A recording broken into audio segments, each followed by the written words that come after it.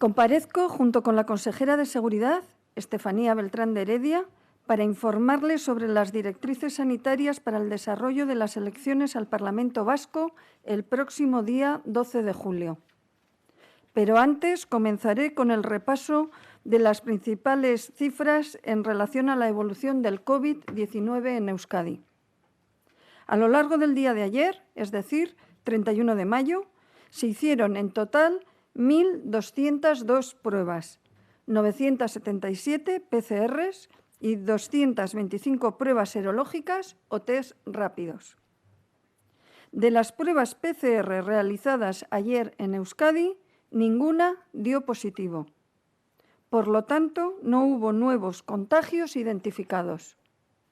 Ayer tampoco se registraron nuevos fallecimientos. Como venimos contabilizando desde el inicio de la pandemia, esta cifra indica que ninguna persona COVID positiva por PCR en los últimos 60 días, que haya sido positiva en estos últimos 60 días, ha fallecido ayer en Euskadi. Es la primera vez desde el inicio de la pandemia que podemos dar esta noticia. Es positivo, pero no debe hacernos bajar la guardia. La gravedad de esta enfermedad nos lo demuestra también que sigue habiendo pacientes ingresados en los hospitales o en seguimiento por sus centros de salud, por los profesionales de estos centros. Muchos de estos pacientes que están en seguimiento o ingresados se infectaron hace semanas, pero ya sea por la evolución respiratoria o por otras complicaciones provocadas por el COVID, siguen estando afectados por esta enfermedad. Y quiero resaltar que 29 personas permanecen ingresadas en las UCIs, 2 más que en el día previo. Como les decía, el motivo de nuestra presencia hoy aquí es dar a conocer las directrices de cara a las próximas elecciones al Parlamento Vasco. Para ello, comenzaré ofreciendo información desde el punto de vista sanitario y continuará la consejera de Seguridad detallando aspectos relativos al ámbito de la organización.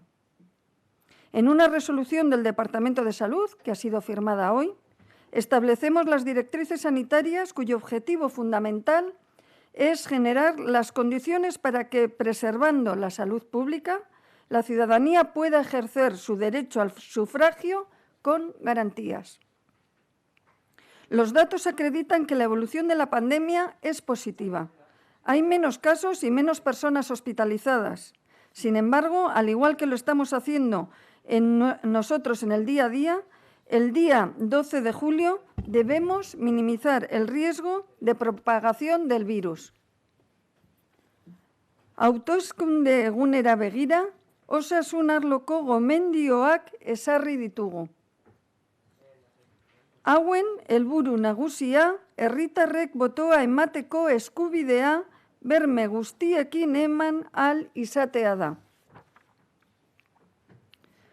Desde el punto de vista sanitario, hemos diferenciado 7 apartados. El primero hace referencia a pautas en lugares para actos de campaña electoral y su celebración. Se establece que serán los ayuntamientos los que fijen los emplazamientos para la cartelería, así como para los lugares públicos para la celebración de los actos de campaña, como siempre. Durante el desarrollo de los actos electorales se evitará el contacto personal, manteniendo en todo momento la distancia de seguridad establecida. Y se evitará también la entrega en mano de cualquier tipo de objeto o folleto. Aquellos actos que se realicen en un entorno cerrado deberán contar a la entrada con gel hidroalcohólico y a la salida con una papelera con tapa no manual. Los lugares deberán ser desinfectados una vez realizada la actividad. El segundo apartado se refiere a pautas sobre la formación de mesas electorales, su ubicación y disposición interna, destacando los siguientes puntos. Se debe evitar la ubicación de locales electorales situados en residencias de personas mayores. Debe garantizarse la distancia de seguridad entre las personas que integran la mesa electoral, 1,5 metros, y las personas que acudan a votar podrán ver marcas en el suelo que señalizarán la posición para esperar el turno. Lo mismo con el mobiliario, urna, cabinas y otras. Deberán tomarse medidas organizativas para garantizar el acceso ordenado al colegio o local electoral. Para ello, se organizarán las entradas y salidas para evitar agrupaciones de personas. Y en caso de formarse colas, se priorizará el paso de las personas electoras vulnerables, mayores de 65 años o mujeres embarazadas, para garantizar que pasen el menor tiempo posible en las mesas de votación. El tercer apartado corresponde a pautas en relación al voto por correspondencia. En este punto se habla, por un lado, del procedimiento habitual para realizar el voto por correo y, por otro, se establecen las medidas de seguridad para aquellos casos en los que se precise una intervención notarial para el apoderamiento de las solicitudes de voto. Puede ser el caso de personas que habiten en residencias, por ejemplo. En el cuarto apartado se dan pautas de higiene en los colegios y locales electorales. Con carácter previo a la votación, se realizará una desinfección de las instalaciones. Durante la jornada de votación se mantendrán ventilados los colegios y locales y se limpiarán a intervalos periódicos las mesas, urnas y cabinas, así como los aseos y los pomos de puertas, pasamanos y otras superficies que se toquen con frecuencia. Al cierre de las mesas electorales deberá garantizarse la limpieza y desinfección de los locales. En el quinto punto se ofrecen pautas sobre protección personal de los miembros de mesa y el resto de personal electoral. En este punto se repiten las recomendaciones que hemos venido dando a la población. Distancia de seguridad, portar mascarilla quirúrgica, se les facilitará el material y limpieza frecuente de manos. En el sexto se ofrecen pautas dirigidas al electorado.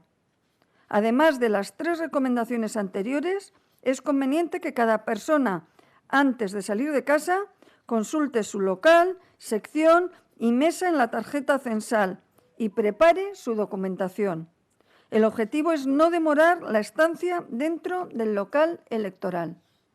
Y por último, se habla del escrutinio en mesa, operaciones posteriores y escrutinio general. De cara al recuento, se pide extremar más, si cabe, las medidas expuestas previamente, como distancia, mascarilla y lavado de manos. Segurtasun distantzia mantendu, maskarilla erabili, eta eskuak garbitu. Horiexek dira gomendio garrantzitsuenak hauteskunde, kanpaina eta botazio egunerako. Nire aldetik ezer gehiago. Sailburu, zurea da hitza. Eskerrik asko, Nekane Murga sailburua, eta eguerdion. Luzatu nahi diot eskeron hori, Osasun Publikoko sailburu ordeak, Iñaki Berraondok, sinatutako ebazpen landu duen lantaldeari ere. Bereziki Juanjo Aurrekoetxea Osasun Publikoko zuzendariari eta gure departamentuko Eugenio Artetxeri, erregimen juridikoko eta autoeskunde prozesuen zuzendariari. Eurei eta euren lankidei esker daukagu gaur ebazpen hau eskura. Osasun sailburuak azpimarratu duen bezala, baliagarri zaigu autoeskunde prozesuan eta bereziki autoeskunde egunean zein osasun neurri bete behar ditugun jakiteko eta herritar guztien boto eskubidea bermatzeko. El Consejo de Gobierno de mañana martes, además de ser informado de la resolución que acaba de comentar, de presentarnos la consejera de Salud, aprobará también el manual de instrucciones de las personas que formarán parte de las mesas electorales el día 12 de julio en las elecciones al Parlamento Vasco. El manual, que ha sido elaborado por la Dirección de Régimen Jurídico y Procesos Electorales del Departamento, contaba ya para las elecciones del 5 de abril con el visto bueno de la Junta Electoral Central y también de la Junta Electoral de Euskadi. Estas dos juntas han supervisado el texto del manual de conformidad con lo que dispone el artículo 23.2 de la Ley Orgánica del Régimen General, del Régimen Electoral General y en el artículo 29.g de la Ley 5/1990 respectivamente.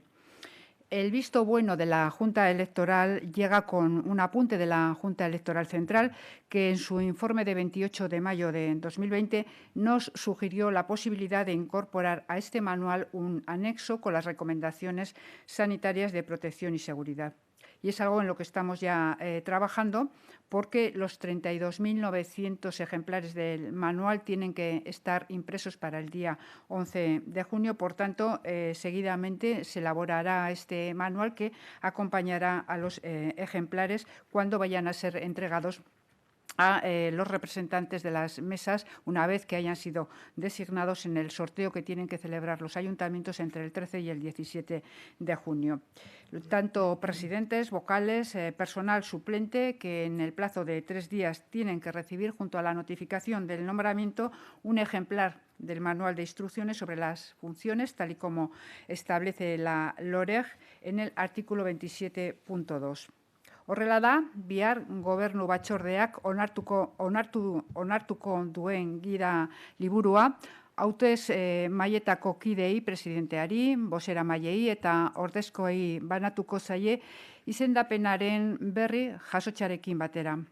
Kasu honetan, mahaikide eginkizunen gida liburuari osasun sailaren gomendioak gehituko dizkiogu. Hauteskunde batzorde zentralaren irizpidea jarraituz. Funtsean, 5 neurri erraz dira. Denek maskarilla kirurgikoak erabili beharko dituztela egunean zehar.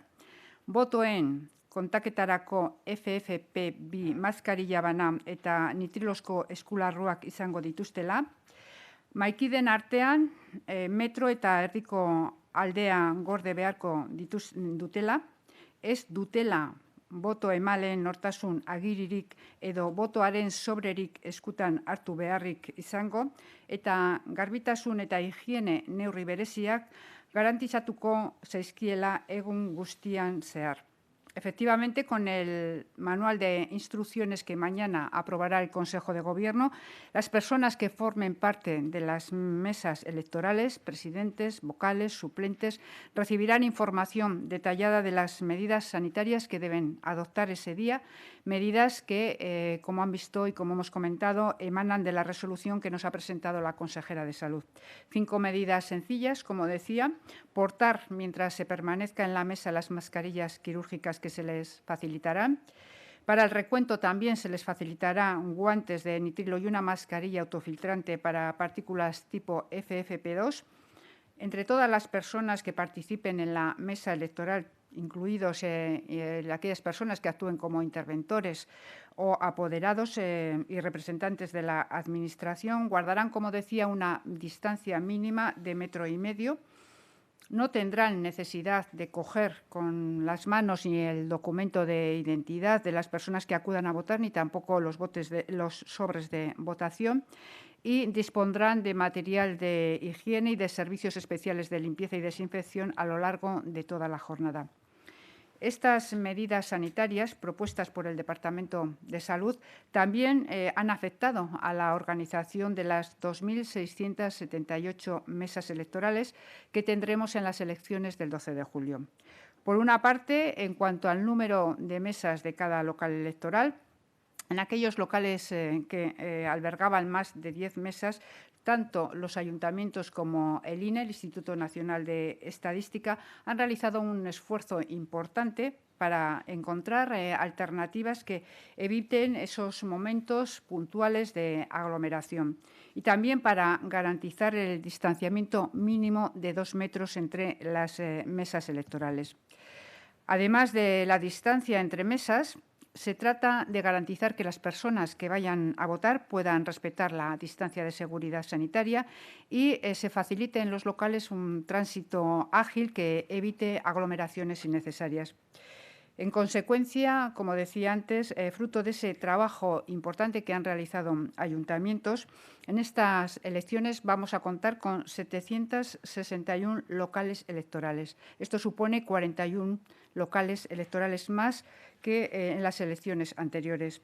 6 locales más en Araba, 27 en Vizcaya y 8 más en Guipúzcoa.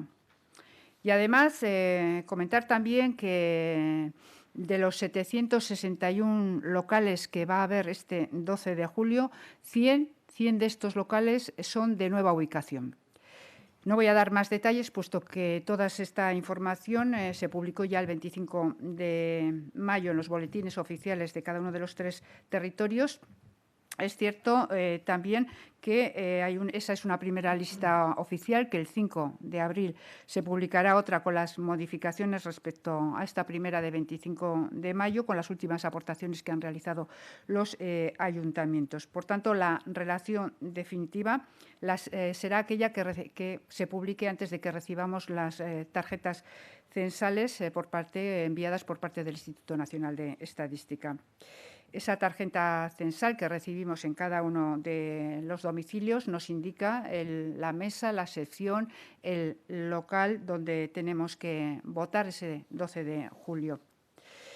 Beraz, aurreko hauteskundeetan baino, 51 hautesleku gehiago izango ditugu oraingoan, osasun egoeraren segurtasun neurriak egoki bete ahal izateko.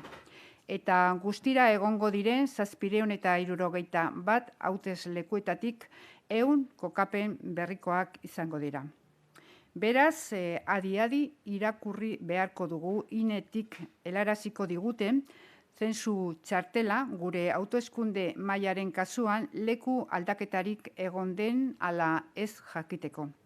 Uztailaren 12ko hauteskundeok izango dituzte beste berezitasun batzuk ere. Posta bidezko bozketan, adibidez. Ikusten ari garen bezala, gero eta gehiago dira botoa emateko aukera honetaz baliatzen ari diren herritarrak. Sin duda, a consecuencia de la situación sanitaria que nos está tocando vivir y probablemente también porque ese 12 de julio nos sitúa a mediados de un mes en periodo vacacional, estamos observando un aumento significativo estos primeros días del voto por correo, un incremento que se traduce de 1 a 8. Las solicitudes de voto por correo se han multiplicado por 8 en relación con el mismo periodo de tiempo que hace 4 años en las elecciones al Parlamento Vasco de 2016. Es cierto que es muy pronto todavía para saber cuál va a ser la tendencia, el comportamiento final de la población y tendremos que seguir atentos a ver cuál es ese comportamiento de la población respecto al voto por correo. El plazo de solicitud, en cualquier caso, finaliza el 2 de julio y, como digo, estaremos muy atentos a cuál es esta evolución. En cualquier caso, para las personas que no lo hayan hecho todavía, pero que prevén solicitar el voto por correo, me van a permitir que incida en 2 cuestiones que, aunque parezcan menores, creo que son importantes.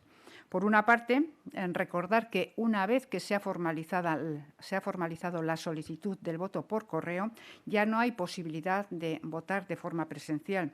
La solicitud del voto por correo anula en ese momento la posibilidad de votar presencialmente el día 12 de julio.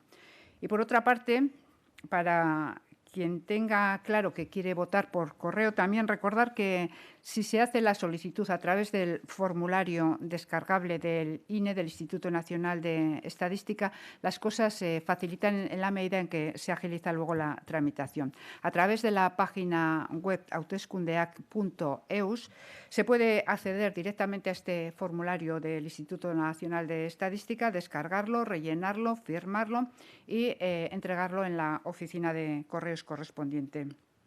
Esta solicitud lleva un código de barras que facilita mucho el trámite de entrega y, como digo, la tramitación posterior en correos.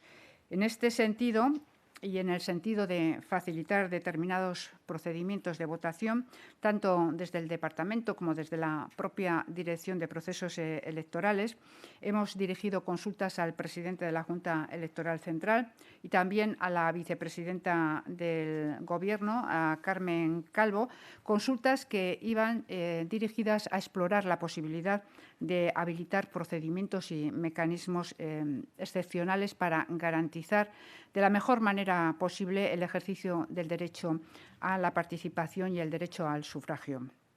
principalmente pensando en aquellas personas que bien habitan en centros residenciales, para los grupos de riesgo y para quienes por razones de salud o confinamiento pudieran tener algún tipo de dificultad para personarse en los centros de votación e incluso personarse en las oficinas de correos.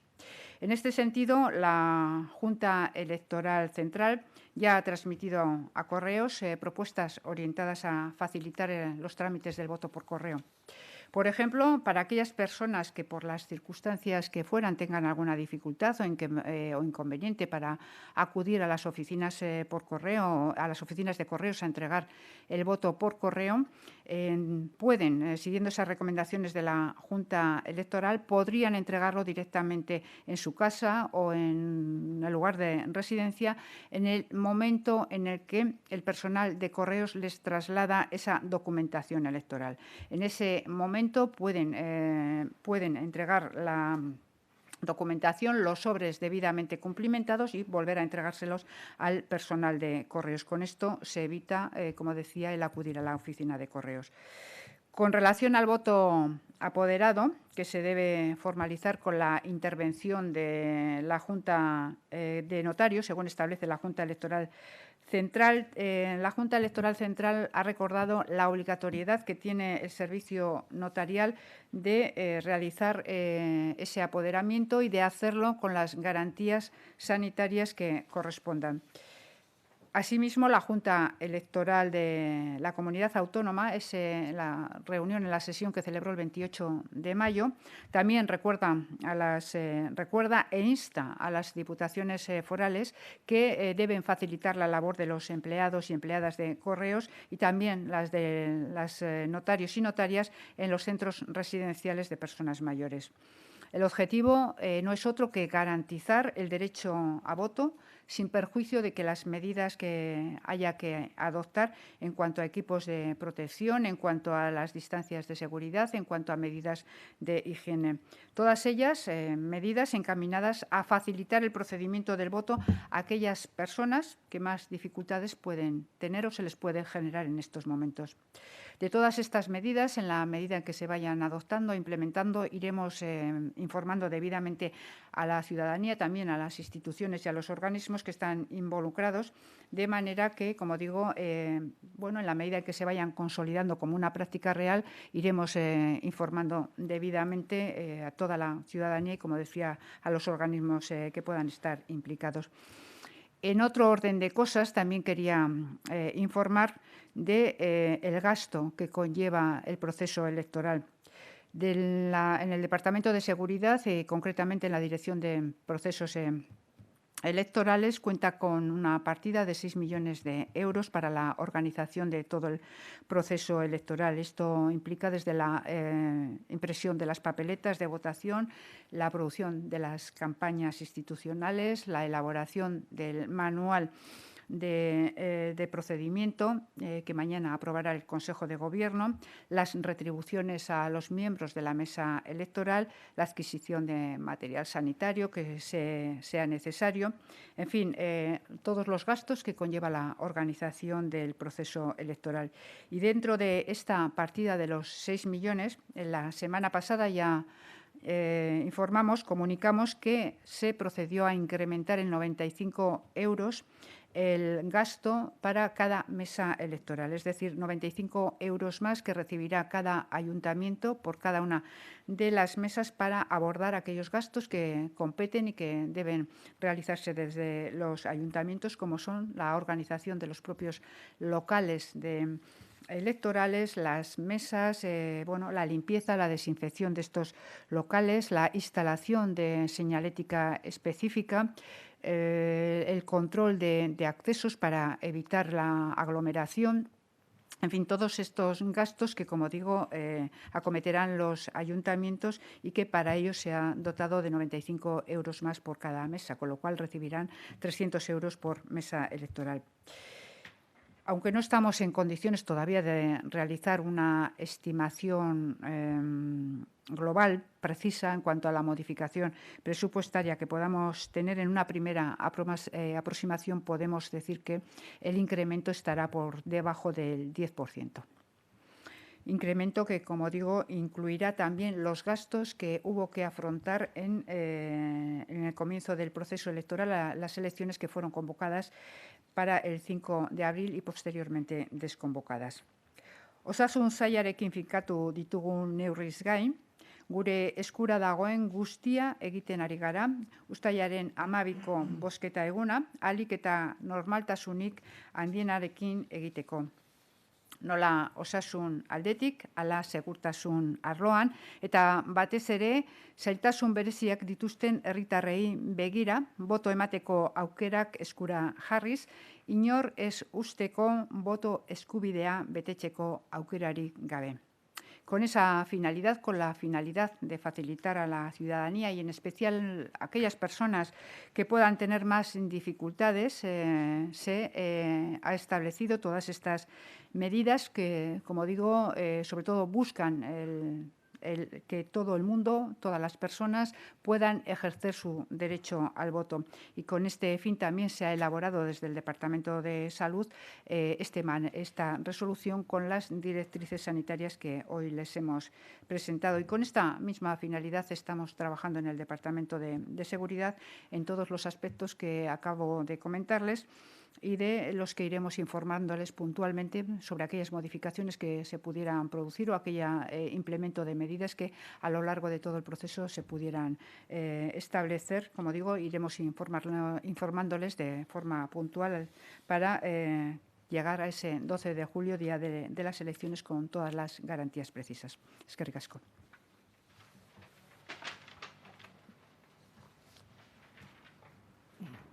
Estamos a su disposición para aclaraciones o las preguntas que estimen formular.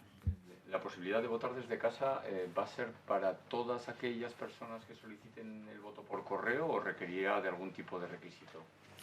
La posibilidad, de acuerdo a lo que ha establecido y la recomendación de la Junta Electoral Central, se trata de facilitar el voto por correo sin excepciones. Es decir, todas aquellas personas que quieran utilizar esta fórmula de voto por correo podrán realizar, como digo, la entrega de ese voto directamente al personal de correos cuando acuda, incluso en el momento que se acude a llevar la documentación electoral. En ese mismo momento se puede cumplimentar los sobres y volver a entregar al funcionario o funcionaria de correos. Por otra parte, decir también que Correos está trabajando de una forma intensa para implementar la aplicación y que incluso se pueda hacer la solicitud del voto también de forma telemática. Sin ningún tipo de limitación en cuanto a las condiciones de la persona que vaya a utilizarlo. Se trata de alguna manera, y por expresarlo de una forma gráfica, que la oficina de correos, la oficina postal, vaya al domicilio de cada una de las personas.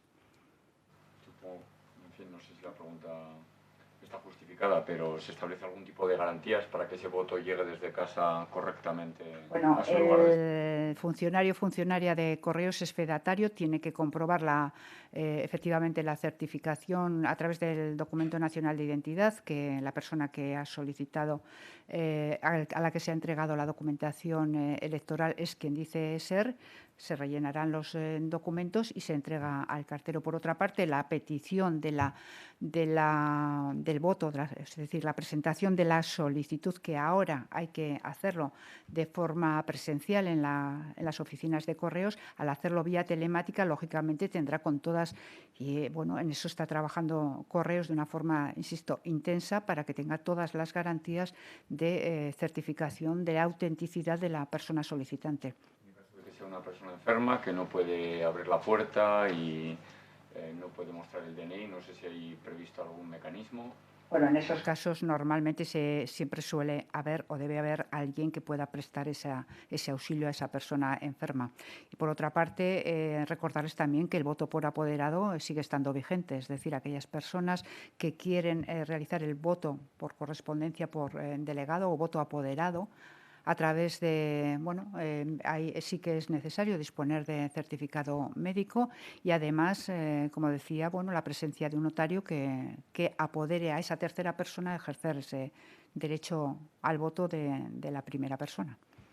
Sí, habitualmente no es Bueno, no es muy común que las personas quieran participar en las mesas electorales, incluso ha habido polémicas el año pasado en Vitoria con la festividad de San Prudencio. No sé si temen de alguna manera que este año pueda haber mayor rebelión o mayor dificultad para componer las mesas, y si parte de ese incremento del presupuesto por cada mesa electoral, que se ha cifrado en 300 euros, puede ir a retribuir de una mejor manera para hacer más atractivo el propio funcionamiento de las mesas y la composición de los colegios.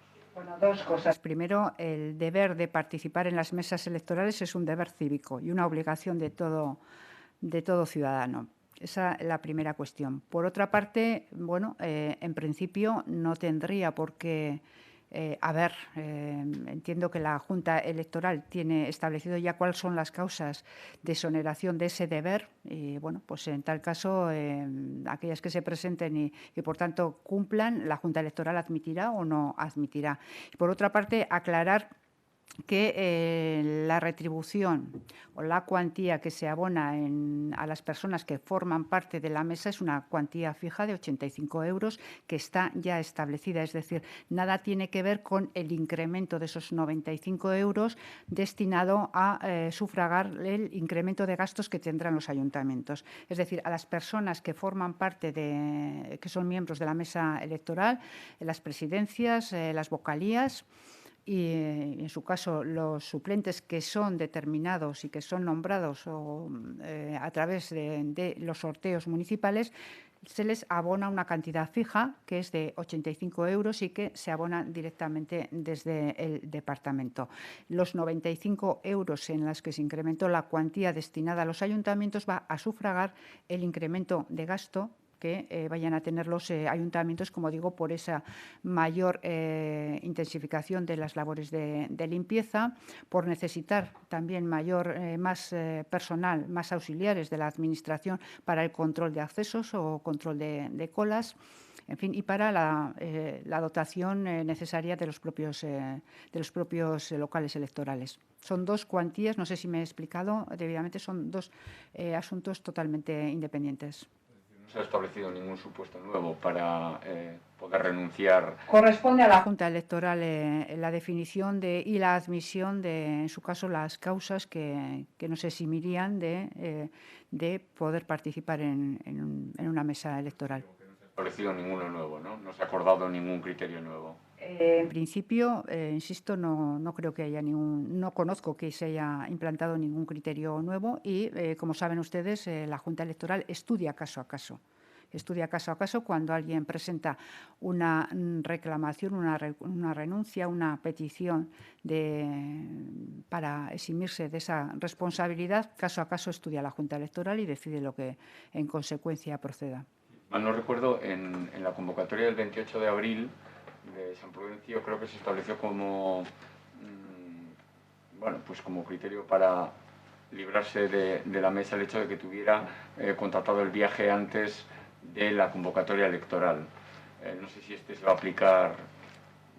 Como digo, no puedo responder, ya lo siento, pero no puedo responder por las decisiones que corresponden a la Junta Electoral. En su caso, como digo, analizar puntualmente y cada uno de los casos.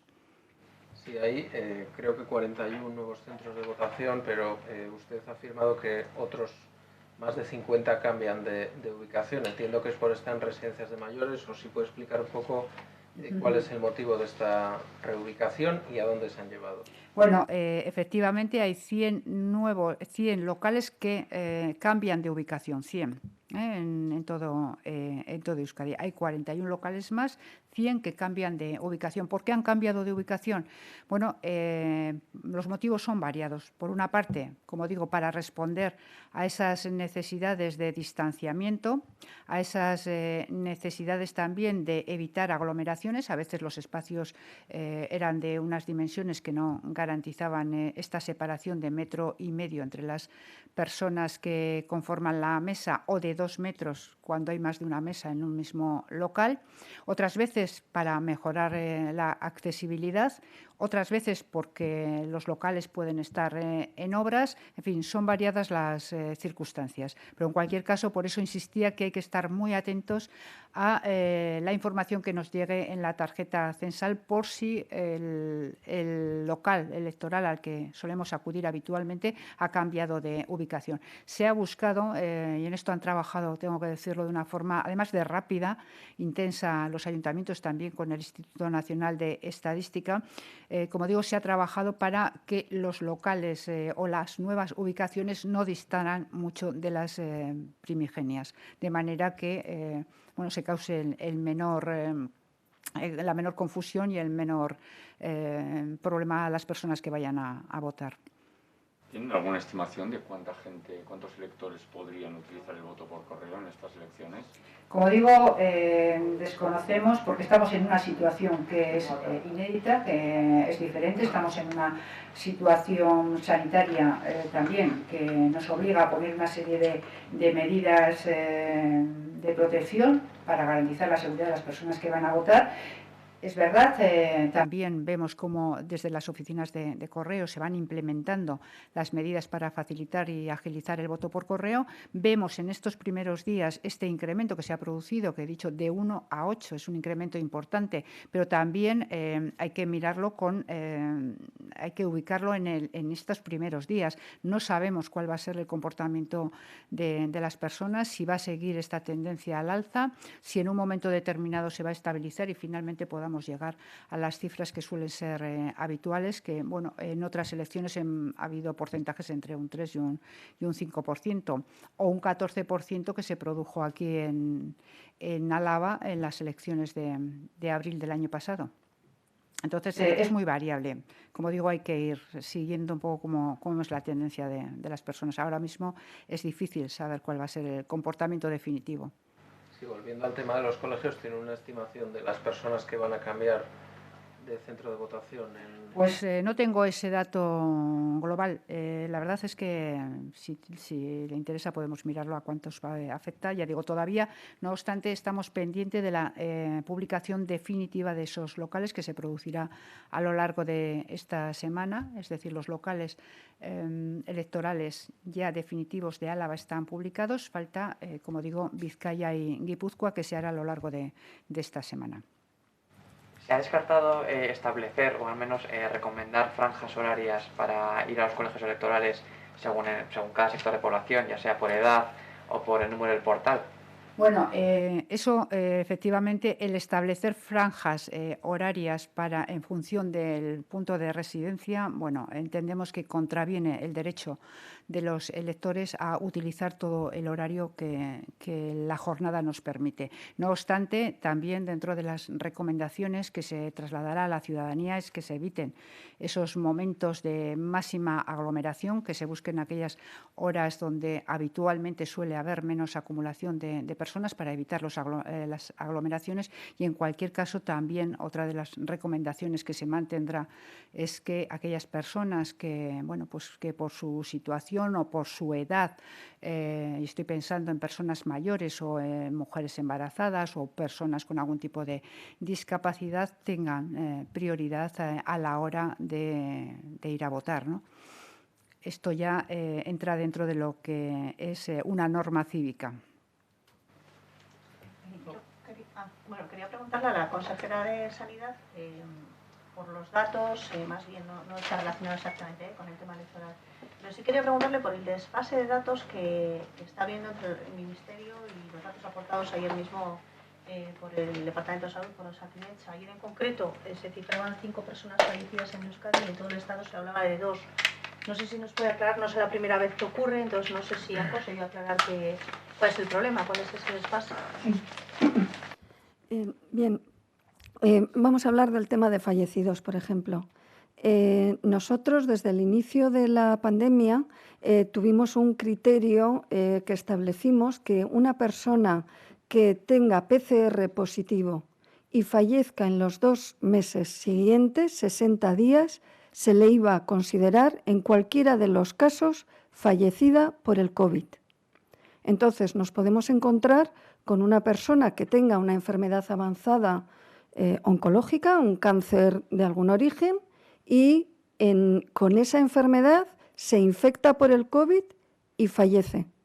Establecer si es la enfermedad grave o es el COVID o son ambas es algo que puede tener cierta discusión, vamos a decir. Entonces, establecimos que para evitar aspectos, vamos a decir, de objetividad, hacerlo mucho más objetivo, se establecía este criterio en todos los casos. Entonces, nosotros, cuando las personas tenemos notificación de que una persona fallece, la cruzamos en la base de datos si ha tenido un análisis de COVID positivo, el primer análisis de COVID positivo en los últimos 60 días, y si es así, la consideramos fallecida por COVID. Este criterio lo ha seguido también en ocasiones el Ministerio durante algunos periodos de tiempo. Había comunidades que no tenían esta capacidad de cruce de las PCRs positivas con fallecimientos. Y por otra parte, tenemos una base de datos que es la base de vigilancia epidemiológica, en la que incorporamos variables, entre otras, el fallecimiento. Y hay unas personas de salud pública, unos profesionales, que cada paciente que fallece identifican en la historia clínica cuál es la causa del fallecimiento. Entonces, puede que algunos de estos pacientes pongan que la causa, aunque estaban infectados por COVID, no era la causa principal del fallecimiento. Y en esa base de datos de vigilancia epidemiológica, esa persona aparece como no fallecida por COVID. Esta base de datos, donde se meten muchos datos, se mete cuando la persona es positiva, si ingresa, si no ingresa, qué enfermedades asociadas tiene, y como le digo, el fallecimiento requiere una revisión de historia clínica o incluso del parte de defunción, porque puede que la persona fallezca en casa. En algunos periodos ha tenido retraso. Nosotros vamos día a día, pero nuestros propios profesionales de vigilancia epidemiológica, cuando ha habido, imagínense, 50 fallecidos, tenían que ir mirándolos uno a uno e identificando. Y esto ocurría en todas las comunidades. Entonces, el Ministerio no utilizaba esa fuente de datos para definir fallecidos. Ahora sí que vamos bastante al día. No exactamente al día, pero muy próximos. Entonces, imagínense, si nosotros el viernes fallecieron 5 personas, nosotros a las 12 de la noche cruzamos e identificamos 5 personas fallecidas, COVID positivo, últimos 60 días, y las incorporamos. Pero durante la mañana, en este momento, esas personas están revisando las historias clínicas, identificando causas y rellenando la base de datos. Y esos datos es los que publicará el Ministerio en los próximos días, acorde le vayan llegando de todas las comunidades. Nosotros tenemos, como les digo, una base de datos muy rápida, que la vamos depurando, que nos permite seguir muy de cerca los infectados, los fallecimientos, los ingresos, y luego tenemos la base de datos de vigilancia epidemiológica, que es común con otras comunidades, en la que se realizan ya los datos muy depurados y se envían. Esos datos más depurados sufren un retraso y un tiempo de análisis. Y este es el motivo, las fuentes, el análisis es diferente. Sí, consejera, ¿tiene conocimiento de alguna barbacoa que se haya dado hace unos días y que eso haya originado una serie de contagios en concreto de esa reunión, o esto es difícilmente...? En este momento no tenemos ningún foco concreto identificado. Desde luego, como departamento no se nos ha notificado un foco como tal. Sí que ha habido algunos contagios intrafamiliares, pero le quiero decir que lo que es en sí un grupo que se junte y contagios a partir de un acto social, de momento no tenemos identificado. Pero bueno, también le digo que el rastreo consiste en esto. Las personas que el sábado dieron positivas, durante el domingo y el lunes y el martes se les va pidiendo que hagan, se les pregunta primero qué han hecho en los 15 días previos o 10 días previos y luego se les pide que hagan un listado pensando con la familia actos. Y le quiero decir que hoy se están identificando actos y actividades de las personas positivas del viernes, por ejemplo. Y ese trabajo que lo están realizando 36 personas en la red e incluso más, porque también participa epidemiología, se incorpora a la base de datos y ella es la que intenta buscar los cruces, porque yo puedo pertenecer a un municipio, pero cuando voy a un acto social me puede contagiar a alguien de un municipio totalmente diferente. Por eso le quiero decir que realmente, salvo los contagios de las personas que conviven, que son realmente sencillos de identificar, esto requiere ya un análisis más complejo y no suele ser tan inmediato, salvo que haya algo muy evidente. Sí, consejera, yo quería saber qué pasó del jueves al viernes para que 1.600 personas que constaban como dadas de alta o recuperadas volviesen a la casilla de casos activos. ¿Qué ocurrió? Bien, en nosotros también los casos recuperados, inicialmente, muy al principio, considerábamos exclusivamente a aquellas personas que les hacían una PCR y se volvía negativa. Esto vimos que en ocasiones no estaba relacionado con que esa persona siguiera enferma, porque hay muchas personas que ya están curadas y mantienen durante semanas el PCR positivo. Entonces incorporamos que podían o ser dadas de alta o de un hospital o por un médico de atención primaria o de una atención domiciliaria. Y a partir de esos cruces de datos sacamos las personas recuperadas. Este trabajo con una base de datos de miles y miles de personas en ocasiones nos puede conllevar a que haya duplicidades. Entonces, una persona puede haber aparecido contabilizada como dada de alta de un hospital, pero seguir estando en seguimiento por atención primaria que también fuera dada de alta. E incluso puede que posteriormente se le realizara una PCR y diera negativa, y que en algún momento a una misma persona se le contabilizara con 3 curaciones, vamos a decir. Esto ha hecho, al identificar esto, que al principio eran pocos casos y con una trazabilidad de cada caso, no se provocaban tan frecuentemente este tipo de, vamos a decir, errores de la base de datos y de los cruces de casos. Entonces, en este momento, al haber identificado que estas altas sucesivas estaban en ocasiones duplicando recuperados, hemos realizado de nuevo un cruce más automático para identificar dobles altas. Y esto es lo que ha generado que algunas personas que habían sido contabilizadas al alta del hospital, al alta de primaria o con una PCR positiva, se hayan contabilizado exclusivamente una vez y ha reducido el número de personas recuperadas. Cuestiones. El jueves nadie se dio cuenta al elaborar el informe que había más personas hospitalizadas que casos supuestamente de personas enfermas. Y bueno, la segunda cuestión es... Perdón, esto no lo entiendo. En el informe del jueves había más personas en los hospitales que casos activos, por el incremento de las personas dadas como recuperadas. Y la segunda cuestión es si ha habido personas fallecidas que se han considerado en la casilla de recuperadas. A ver, como le digo, cabe la posibilidad, como le estoy comentando, que esto es una base de datos donde ahora mismo tenemos más de 100.000 serologías hechas, más de 100.000 PCRs, con toda la base de datos de hospitalizaciones. Puede el caso teórico de que una persona se le dé de alta de un hospital, aparezca como recuperada y pudiera ser que al de una semana ingrese y fallezca.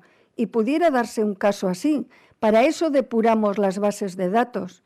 Para eso hay un grupo de profesionales que son matemáticos, estadísticos, epidemiólogos, que trabajan estas bases de datos y que desde el primer momento hemos optado por dar datos y mostrar la evolución, cómo era de la epidemia en todos sus aspectos, ingresos, altas, fallecidos, recuperados, pero reconociendo que el que yo dé los datos de ayer a las 12 de la noche puede tener también una cierta parte de situaciones que se puedan dar. Le voy a poner un ejemplo. Puede que ayer no haya habido ninguna PCR positiva, pero puede haber una indeterminada, que es una PCR que precisa que un microbiólogo de forma manual repita e identifique si finalmente es o no es.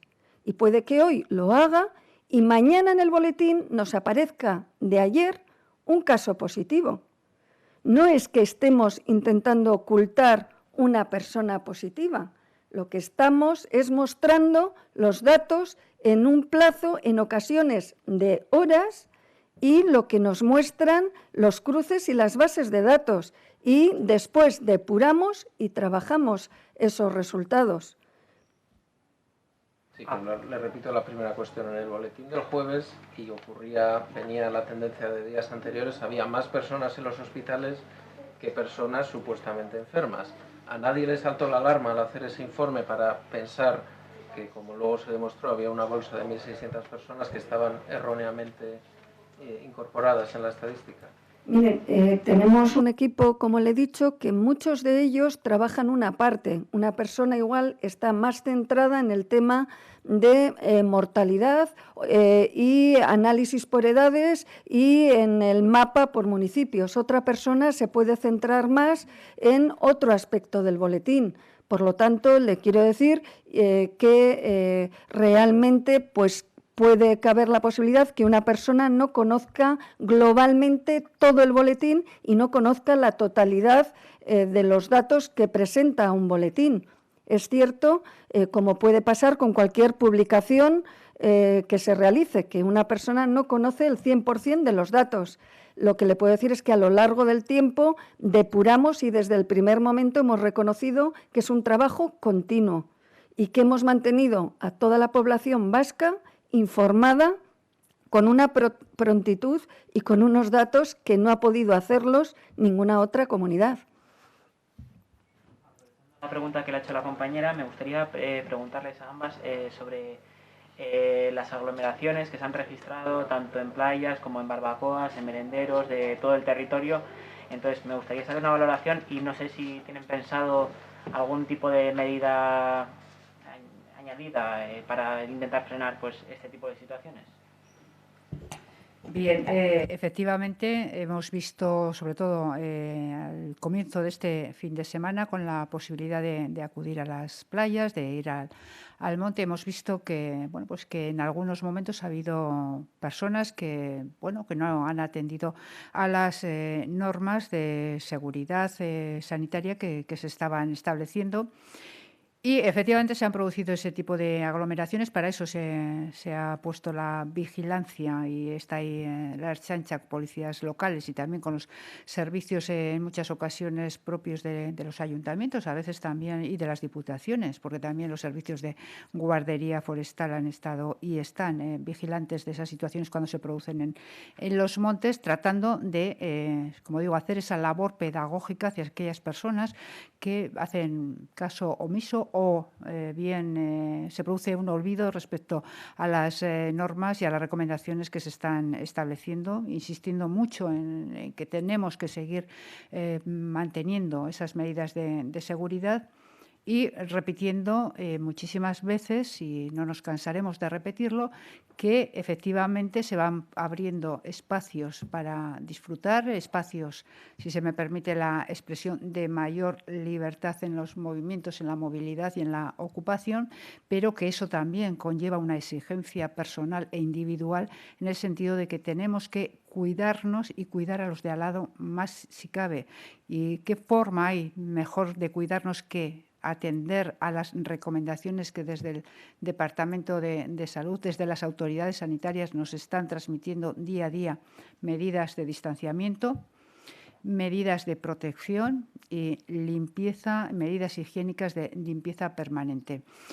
En este aspecto también decir que somos 2.200.000 habitantes en Euskadi, que nos ha hecho un tiempo y nos hace un tiempo estupendo, que todo el mundo quiere salir a la vez a disfrutar de ese espacio y bueno, los espacios son los que son y tienen una capacidad que es la que es, que bueno, no. Por eso hay que volver a pedir y hacer un llamamiento a la responsabilidad individual y que cuando vamos a un lugar donde efectivamente vemos que hay suficiente gente o que no podemos garantizar ese distanciamiento, nos deberíamos y nos debemos dar la vuelta. No hay mayor acto de responsabilidad que ese. Probablemente todos tenemos derecho a disfrutar, pero cuando hay otra persona que ha llegado antes, pues tenemos que darnos la vuelta. Y a las personas que están utilizando esos espacios también la consideración necesaria para no ocuparlos durante horas y horas y permitir que haya otras personas que también puedan disfrutarlo. Como digo, sobre todo hay que hacer un llamamiento a la responsabilidad individual de cada una de las personas y un llamamiento a que, como nos repiten permanentemente desde las autoridades sanitarias y desde el Departamento de Salud, el que sigamos evolucionando bien depende de que estemos atentos y cumplamos debidamente con todas esas recomendaciones y con todas esas normas que establecen permanentemente. Son normas que van en favor de nuestra salud y de la salud de la ciudadanía. No se trata no son normas que vayan orientadas a coartar la libertad de nadie, sino que son normas que van en beneficio de la salud, como digo, individual y colectiva.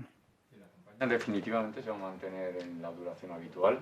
¿Perdona? La duración de la campaña será finalmente... ¿La campaña te refieres?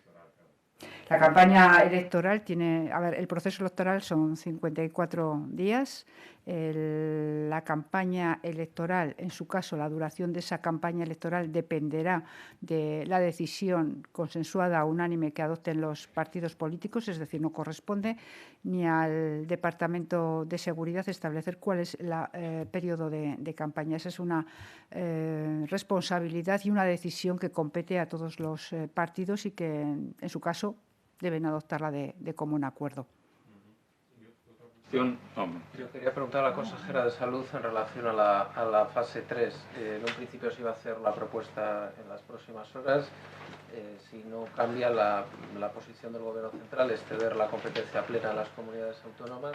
No sé si tienen perfilado ya cómo desean que sea esa fase 3, incluida su duración. Si prevén que sea de 15 días, usted dijo el jueves que 15 días es una duración acertada. No sé si están pensando en lo mismo de cara a la próxima semana. Sí, estamos solicitando el pase a la fase 3. Sería para el lunes próximo y inicialmente nuestra previsión es que sea como ha sido hasta ahora. Pero también le digo que en cada momento hemos tomado decisiones según los datos y según la situación. Y así seguiremos haciendo. ¿De los territorios históricos? Eso es algo que decidiremos en el momento que se corresponda. Ya le digo que no me gusta hablar con anticipación. En el momento actual realmente las cifras son positivas y estamos optimistas. Sí, dos cuestiones sobre el momento de la votación, sobre las recomendaciones que se hacen. Pues usted decía que los miembros de la mesa no van a tener que tocar, digamos, el DNI de esa persona, pero entiendo que tampoco, lógicamente, se contempla la posibilidad de estrecharse la mano.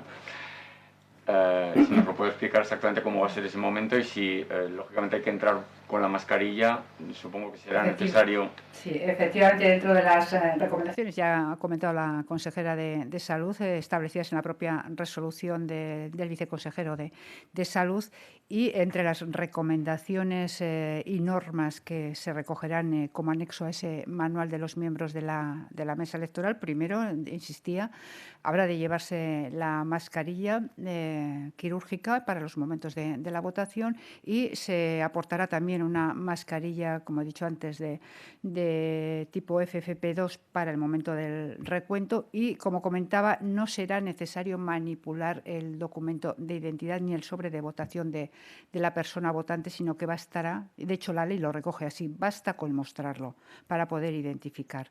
Y el sobre de votación lo podrá depositar el mismo votante en la urna. Con esto se pretende que la manipulación de objetos y en este caso de material sea el mínimo posible y efectivamente, como usted decía, bueno, lo mismo que ahora, los contactos hay que, y lo he dicho antes, esa distancia interpersonal hay que seguir manteniéndola. Pedirle su valoración por unas palabras de Juan Luis Ibarra en una entrevista esta mañana en Radio Euskadi, volviendo al tema de los incumplimientos. Ibarra ha comentado que, que del total de las sanciones va a ser el 10% de esas sanciones las que conlleven multa económica. ¿Esto va a ser así? Bueno, vamos a ver, cada una de las expedientes abiertos son expedientes administrativos. En principio son todos ellos, estamos hablando en su gran mayoría de expedientes administrativos, tienen un procedimiento que está totalmente regulado y bueno, en el que tras la comunicación hay un periodo para presentar las alegaciones de la persona que ha sido expedientada y sigue su procedimiento. Entonces, adelantarle ahora si va a ser un 10%, un 50%, si va a ser el 100% de esas sanciones que se han abierto, de esos expedientes sancionadores, me parece que es aventurar demasiado, porque, como digo, hay que analizar una a uno como cualquier otro expediente sancionador. Hay que ver las circunstancias en las que se ha producido, todo el informe policial, hay que estudiar las alegaciones que presente, en su caso, la persona denunciada y en función de ello tomar la decisión de bueno, pues en su caso, pues ya saben ustedes el procedimiento, rebajar la sanción o incluso archivar. Pero, como digo, es cada uno de los expedientes sobre los que hay que trabajar y se está trabajando ya. De hecho, hay un porcentaje ya importante que se han ido comunicando. Es que a lo mejor lo han explicado, pero en el momento de la votación hay que ir con mascarilla, pero al colegio electoral hay que ir con mascarilla, hay que entrar con mascarilla, pero en el momento de la votación hay que quitarse la mascarilla. En el momento de la votación, efectivamente, para identificar a la persona, lógicamente se pedirá que se quite la mascarilla, salvo que en algún caso sea fácilmente identificable. En ese momento, si hay dudas sobre la identificación de la persona que va a votar, lógicamente habrá de quitarse la mascarilla. Y en cuanto a las normas, en cualquier caso, estamos ahora, hoy a 1 de junio, el 12 de julio, pues iremos viendo también qué tipo de normas, de recomendaciones sanitarias se van estableciendo y se irá adaptando también en función de esas circunstancias. Es decir, ahora se ha aprobado una resolución en función de la situación actual y de las previsiones que hay, lo cual no quiere decir que incluso esas condiciones y esas prescripciones que ahora se establecen haya que modificarlas en un sentido o en otro. A la consejera de Seguridad, que usted ha hablado de pedir responsabilidad individual para el tema de las aglomeraciones, pero viendo escenas como la de ayer en Gorliz, de un botellón adolescente, no sé si han pensado en redoblar la vigilancia o algún tipo de medida extraordinaria. Bueno, vamos a ver, la vigilancia en las zonas que son, como siempre se hace, no, en este sentido, siempre que desde el punto de vista de seguridad y de orden público se detecta o se determina o se prevé que hay algún punto especial donde puede requerir de una vigilancia también específica o más intensa dentro de la planificación que se hace en cada una de las comisarías, en cada una de las ertzainetxeas y allí donde existe policía municipal, en las comisiones de coordinación con policía municipal, se establece, como digo, diariamente esa planificación de manera que se intensifiquen esas zonas de mayor vigilancia ahora y como se hace en cada momento. Allí donde se prevé que hay más aglomeración, siempre se intensifican esas vigilancias. En cualquier caso, sigo insistiendo, y yo también quiero agradecer la labor que hacéis desde los medios de comunicación en el sentido de difundir y de ser insistentes en la necesidad que tenemos todos y cada uno de nosotros de cumplir con esas normas, como digo, que son en pro de la salud colectiva y la salud individual. Bueno, yo quería únicamente aprovechar la ocasión para decir que hoy tenemos 0 casos. Esto es una buena noticia, pero tenemos que tener claro que esto no indica que el virus no está entre nosotros. Existen personas que pueden ser portadoras asintomáticas con riesgo de contagio. Es cierto que por el momento probablemente de luz, calor, estamos más al aire libre, las posibilidades de contagio son menores y por todo el distanciamiento, mascarillas y lo que realizamos cada uno de nosotros. Pero el virus sigue entre nosotros y sabemos por otras poblaciones, otros países, otras comunidades que una persona puede contagiar a decenas en un acto de este tipo.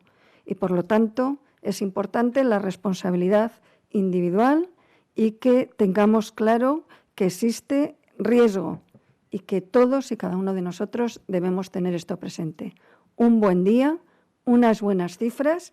Esto indica que en general estamos haciendo bien las cosas y a ese pequeño porcentaje de personas que no lo hacen, recordarles que lo que nos estamos jugando es algo que es muy importante para todos, ¿no? Bueno, es que